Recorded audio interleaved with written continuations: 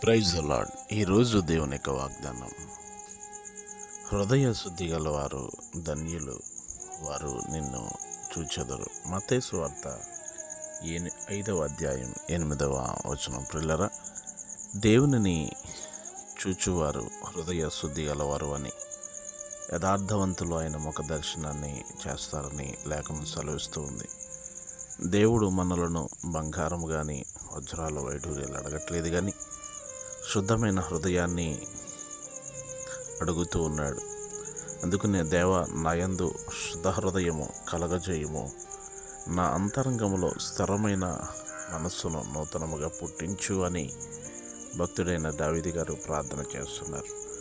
బ్రతక గోరువాడు కూడా దేవుడు యథార్థమైన ప్రవర్తన కలిగి నీతిని అనుసరిస్తూ హృదయపూర్వకంగా సత్యం పలకాలి అని అన్నారు.